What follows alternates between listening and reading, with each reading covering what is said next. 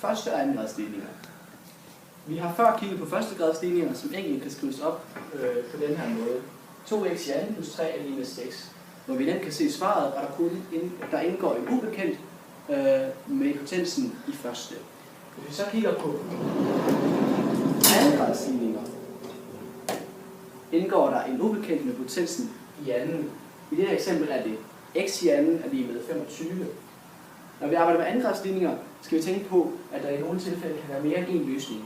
I tilfældet her regner man det ud ved at tage kvadratroden af x i anden for at udløse eksponenten i anden, og kvadratroden af 25, som både vil være 5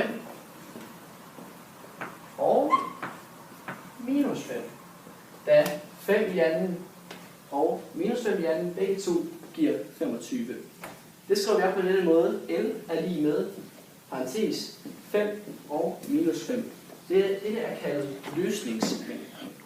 Man kan generelt sige for en førstegradsligning, at den kan skrives op på denne måde. Ax plus b er lige med 0, hvor a og b er konstanter.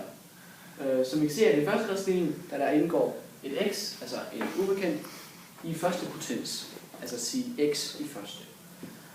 Tager vi derimod en andengradsligning, kan vi generelt skrive det op på denne måde.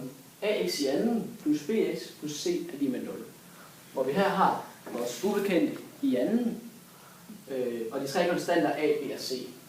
Det skal lige huskes at siges, at i dette tilfælde kan a ikke være 0, da det vil udelukke vores ubekendte med potensen i anden, og derfor vil vi kun have en førstegradsligning og slet ikke have en andengradsligning. Dog kan b og c begge to både være 0, eller andre positive og negative hele og halve tal. Og her har vi vores andengradsligning, hvor vi så tager 4 af og ganger det på hver led, og vi så omskriver det her led. Vi skal huske at sige, at når vi ganger med 4a på hver side, må a ikke være 0. Det må være alle andre tal. Og den måde, vi har omskrevet ledet på her, er, at vi kan se, at der her er brugt en kvadratsætning. Så hvis vi bruger den omvendte kvadratsætning, får vi 2ax i anden plus 2 gange 2ax gange b plus 4ac. Vi trækker så 4ac fra på hver side, og der får vi 2ax i anden plus 2 gange 2ax gange b er lige med 4ac. Og vi lægger så b i anden til på hver side af lighedstegnet, så vi får ligningen 2ax i parentes i anden plus 2 gange 2ax gange b plus b i anden er lige med b i anden minus 4ac.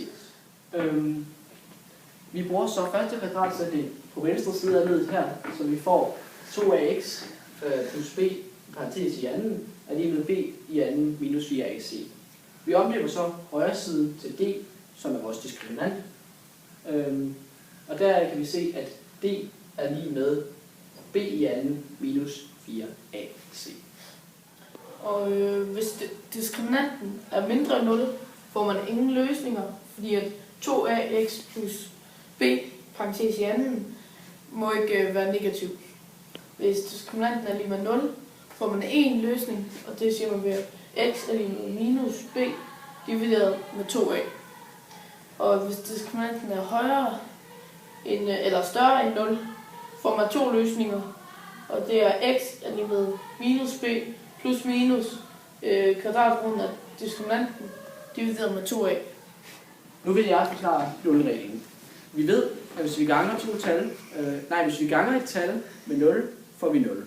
Derfor kan vi også sige, at hvis summen af to tal er 0, må mindst et af tallene være 0. Det kan man bruge i praksis, når man skal udregne andengradsligninger. Et eksempel her kunne være, at man tager 5x i anden plus 3x er lige med 0. Så ved vi, at mindst et af tallene må være 0. Det gør vi ved, at nu udregner vi den så med denne regel ved at omskrive den, da vi kan se, at der er en færdig kvadratsætning her, som vi så omskriver til x parentes 5x plus 3 slutparentes er lige med 0. Så ved vi, at x kan være 0, eller at 5x plus 3 kan være 0, da det er de eneste to tal gange med hinanden.